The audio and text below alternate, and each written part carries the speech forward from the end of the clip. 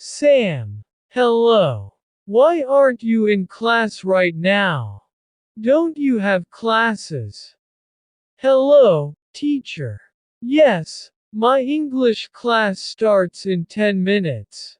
I arrived earlier. Oh, that's good. You have some time to practice your English. Good for you. Yes, thank you. That's why I'm here. I have a question. Can you help me? Well, my class will also start in some minutes, but I think I can help you. Tell me. I was reading a book in English to improve my English, of course. And I didn't understand the difference between do and make. I mean, they are very similar or I don't know. Oh, I see.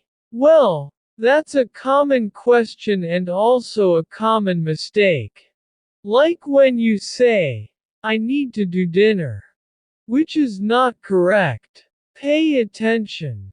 Make usually means to create or produce something, as in, I need to make dinner. Or, we made a strawberry cake yesterday. Do often requires an action or an activity. As in, do some exercise, or do business. However, there are no clear-cut rules for these two verbs. And there are many exceptions as well as collocations you will need to learn by heart. Like for example, sometimes you cannot see or touch the thing that is created. Your dog is making too much noise.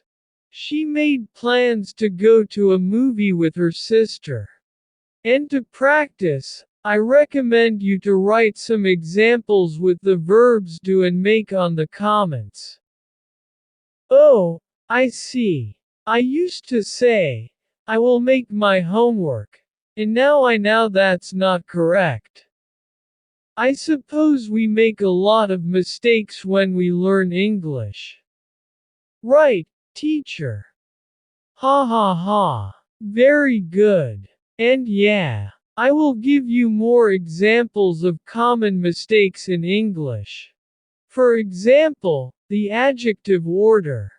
If you're using more than one adjective to describe a noun, they need to go in a specific order in the sentence. It's a red big car is not correct. The normal adjective order is 1. Quantity or number. 2. Quality or opinion. 3. Size. 4. Shape. 5. Age. 6. Color. 7. Nationality. 8. Material. Of course, using more than 3 adjectives to describe one noun is unusual. So you'll rarely need to use all of these at once. But it's important to know this information. By the way, the correct form is, it's a big red car, and not, it's a red big car. Be careful. That's very interesting. I always wanted to know that order. I want to know more, please. Sure. Another common mistake is, me versus myself. Let's see. I cleaned the entire house by me. That is not correct. Me is an object pronoun. So it refers to the person who receives the verb's action. For example, you could say, my parents want me to help with the chores more. Please call me if you have any questions. Myself is a reflexive pronoun, like himself, itself or themselves. For example, you could say, I gave myself a break from studying today. I cleaned the entire house by myself. Another common mistake I have seen is the use of a and the like. A movie was very interesting. That is not correct. When you're talking about something in a general way, use the indefinite article, a. But if you're talking about something specific that everyone in the conversation is familiar with, then use the. For example, if I say, let's watch a movie, I'm suggesting that we watch any movie. However, if I say, let's watch the movie, I'm referring to a specific movie that you and I have already talked about watching together. Do you understand? So, the correct way to say the first sentence is, the movie was very interesting. Another common mistake, literally or figuratively. Very important. For example, I'm literally melting because it's so hot. That is not correct.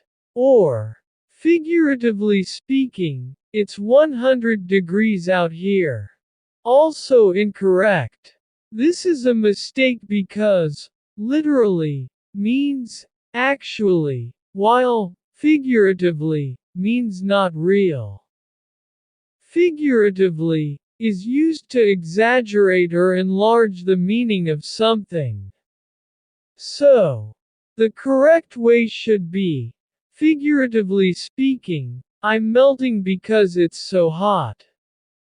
And, it's literally 100 degrees out here. I hope you understand. What else? Oh, lend and borrow. This is a very common mistake. Borrow means to take something from another person, knowing you will give it back to them. Lend means to give something to another person expecting to get it back. Your choice of borrow or lend depends on which direction is more important to you. Oh, when we use borrow in a sentence, we use the preposition from. For example, Andy borrowed a car from her friend Judy. And when we use lend, we use the preposition to. Like, Mario lent the computer to me. I hope it's clear. I have also noticed the mistake, since or for. They don't know how to use them. They say, I have known him for always. Or, I saw him since last year. You use for if you don't have to calculate the time because the amount of time is indicated in the sentence already. You use since if you do have to calculate it because you only have the starting point. So, the correct way should be, I have lived here for 2 months. And, I have lived here since 1975. It's important you know the difference. Now, there are more common mistakes you're probably making, but I can't help you more. I know, teacher. I know you have classes. I do have classes too.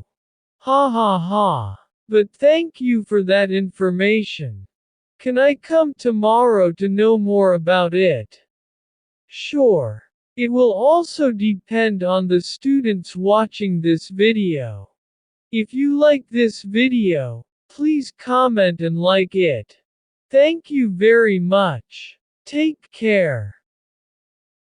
Listeners, I hope you like this conversation. If you cool and improve your English a little more, please subscribe to the channel and share this video with friends. And if you want to support this channel, you can join us or click on the Super Think button. Thanks.